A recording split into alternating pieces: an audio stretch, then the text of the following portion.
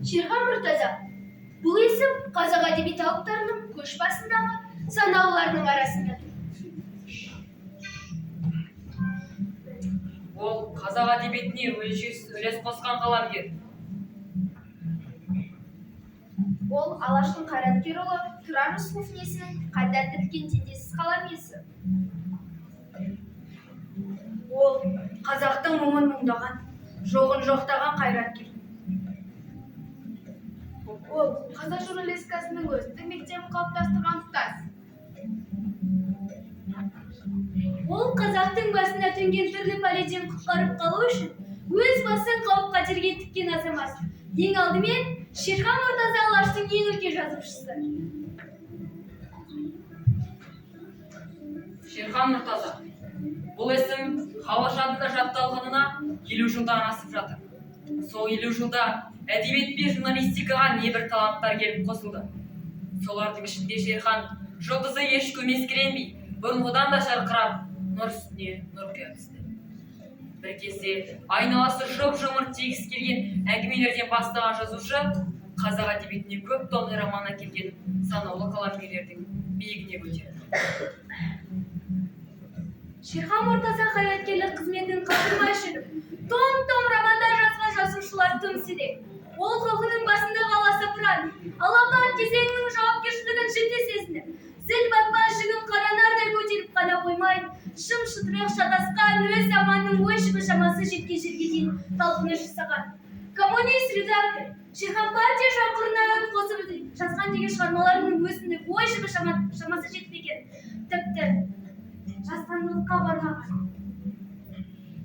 Таланттар раушан гүлі сияқты. Жан-жағына жұпар шашады, көңіл ашады, тікен азап өзіне. Талантсыздар шошқа тікен сияқты. Гүлдемейді, азап өзгеге. Жамандық солардан. Мен бірдеңе білсем, қазақ тілінің жауы өзгелерден гөрі өз қазағымыздың арасынан көбірек шығыпты. Мемлекеттік тіл туралы заң қабылдаған парламент мемлекеттегі биліктің үш тармағының бір тармағы.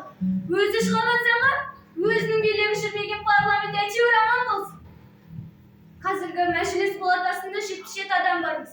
Соның 90% жуығы қазақтар.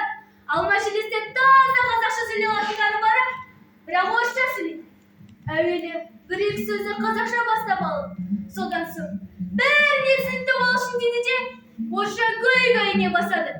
Аудармашы бар, қазақша сөйлесең, лезде сөзбесіз тәржімалап отыр. Жоқ, орысша соған, бәріне түсінікті болу үшін. Бір кем. Ол да нашақорлық сияқты айығуы қиын дер. Сонда да өзін ана тілі қорлап отырғанын сезбейді. Бәріне түсінікті болу үшін. Заң жүрмегеннен кейін, ата-бабы заңы 300-не аспағаннан кейін, осы 10 шақты жыл бұрын бері қараған қазақ балалары қайтадан орыс мектебіне қарай жүрей бастады. Адамның құлқын, пейілін түзетуде біздің үкімет шөп басын сындырған жоқ.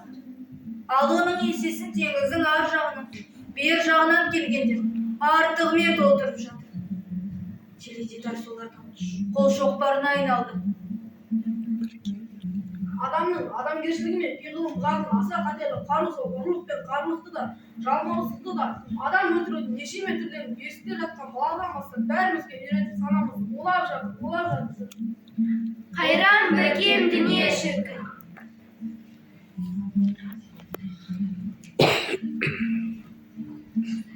Кітап жиған қазақтың жиһаз абайсыз болмас.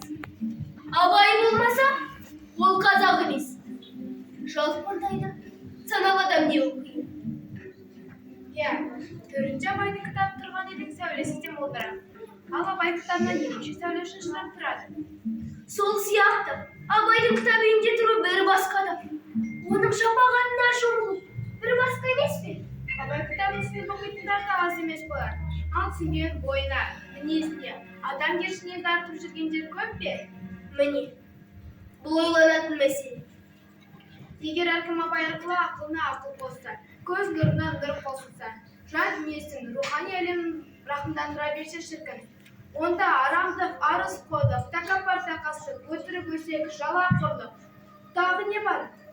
Барлық жаман қасиеттер арамыздан әрқашан аласталар еді. Бұл да бір кем дүние.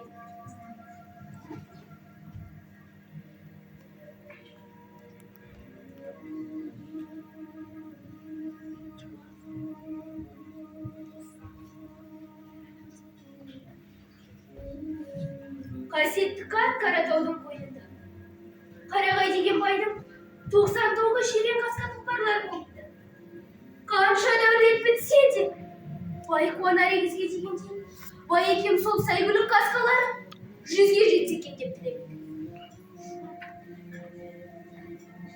Бірақ Құдайдың құдіреті, терең қасқа, туымды қоймайды. Сондай күндердің бірінде бай ауылына елгізге бір дуана келе қалады. Қараса астындағы аты жирен қасқа. Бай жігіттерін жұмсап, дуананы аты тартып алады. Одан асқан қорлық, одан асқан сорақылық бола ма? Сөйтсе дуана, жай дуана емес, қызыр шалған әулие кісі екен. Таудан арқырап аққан өзенді бөгеп тастап, бай ауылын қарап кетіпті. Содан бай дәулеттен айырылып, мал мүлік құтаймай қойды. Қайран бір кем дүние шіркін, әруағы разы болсын шер атаның.